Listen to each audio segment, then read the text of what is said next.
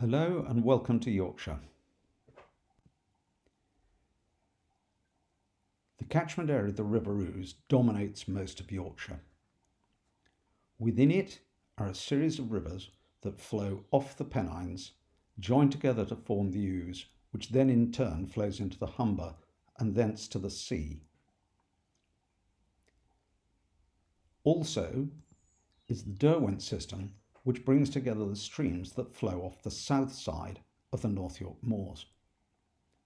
Salmon are found throughout the catchment area, although the greatest numbers and the most productive fisheries in the Yore highlighted in red.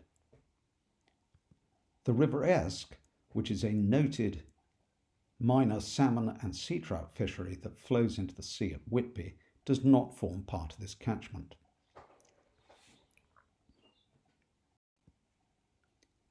The River Yore splits from the Ouse just downstream from Boroughbridge and then flows generally westerly and northerly up into Wensleydale, right up to the boundary with Cumbria.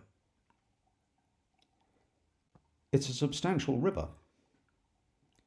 At 135 miles from the sea, that is a 38-yard cast, a good effort with a 14-foot salmon rod when the river's up. There's a long history of salmon in the Ouse and the Yore.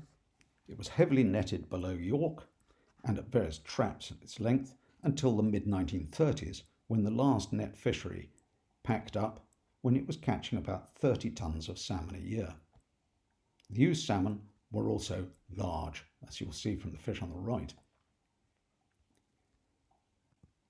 Its upper reaches were also very productive. The then Lord Bolton catching a ton of salmon to his own rod in the 1927 season. When discussing the net fishery, I remarked that it went out of business in the 1930s. Why was this? Well, the major driving factor were changes into public sanitation and drainage in the city of York. Before the First World War, York had been renowned as the cesspit capital of England, and after the First World War, the installation of a first main sewer and a rudimentary water processing plant led to everything that used to go into people's gardens winding up in a semi-treated state in the river down at Neyburn. Then came further changes, all of which harmed salmon in the river. What it all added up to was a mass deoxygenation of the lower reaches, particularly along the threshold of the tide. That's roughly between Neyburn and Drax below Selby. You can see this in more detail in the slide here. The red line marks the limiting condition for salmon to run, which is about 5 milligrams of dissolved oxygen per litre of water. And you can see from the trend of the lines that before 2000, it was impossible for salmon to run the river reliably 12 months a year. But by 2010, the river had recovered to such an extent that the Environment Agency were able to give up monitoring the oxygen content. What caused this? The switch to unleaded petrol meant that the Octol plant at North Ferriby shut. The Crown Proceedings Act meant that the water companies were then liable to prosecution for misdemeanour and pollution, and they were the biggest polluters, and the more so once they got privatised. And of course, the EU Water Framework directives successively had a major impact on the quality of the water that was flowing down into the estuary. So with salmon able to run from 2000 onwards, and they were first detected in numbers in 1998, interest in rod fishery grew rapidly. The first records date from 2008 on the Yore. Adrian Danger's article contributed yet further interest, and I fished the Yore for the first time in 2011, catching a 16-pound springer on my first day out within 60 minutes of starting. By 2017, all of the major estates had put their beats onto FishPal. In parallel, the Ure Salmon Trust, formed in 2011, was working hard to try and improve the prospects by doing work in the headwaters to improve spawning areas, nurseries, and to limit agricultural and livestock damage. But it wasn't all plain sailing. It's a stroke of bad luck that you relocate your counter to avoid vandalism that no sooner have you arrived than the counter and the computer get struck by lightning. And in 2019, the micro hatchery lost its license to bring on young salmon. So enough of that, let's talk about the fishing itself.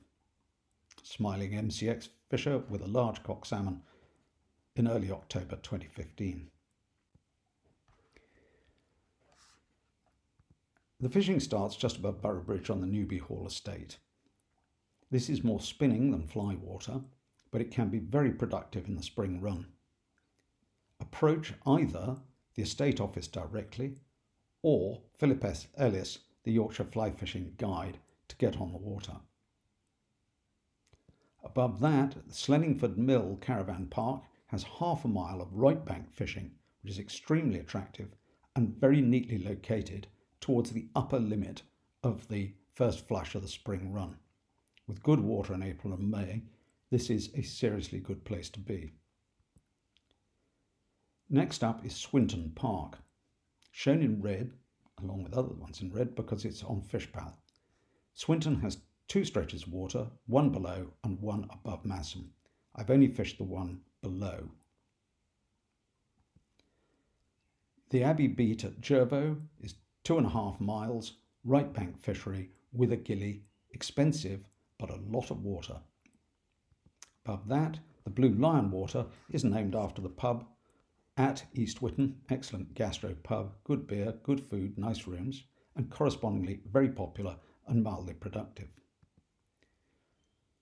The Wensley Beat, which is part of the Bolton estate, runs from Wensley Bridge down to the outskirts of Midlam.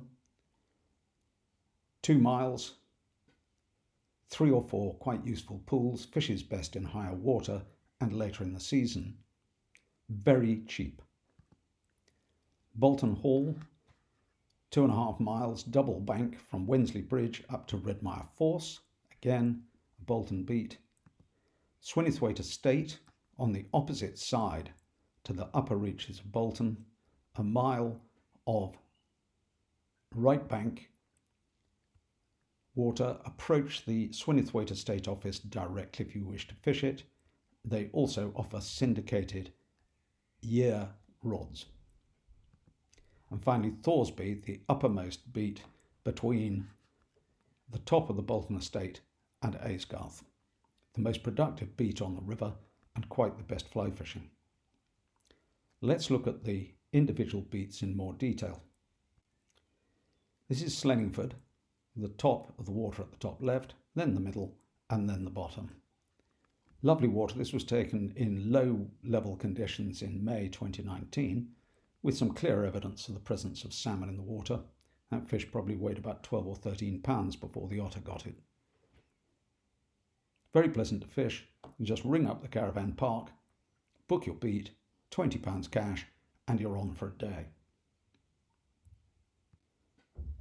Swinton Park, charming, smaller water. This is switch rod and 12-footer country. Productive, fish in it, fishes better at higher water levels. Charming surroundings, about a mile and a bit, and very easy access by car. The Bolton Hall beat is so long that I've cut it into 2 for consideration. At the bottom is the best fishing is the Lord's Pool, which you saw earlier, top centre in this slide, and a succession of other good pools upstream from it. Very nice fishing, particularly when the water's up a bit. The upper half of the beat is smaller and more intimate, delightful to fish, very pretty.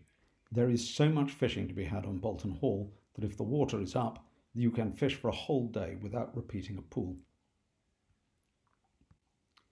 Thoresby is the best and correspondingly most expensive of the Bolton beats, but this is high quality water, delightful to fish, and can be very productive. I've had up to 6 fish a day off here, and they also tend to be quite large. In 2011, my average for the year was 14 pounds. The lower part includes the deep Dick Dub holding pool shown on the left, and some very productive runs like Willow Bush in the top centre and Lower Dick on the right.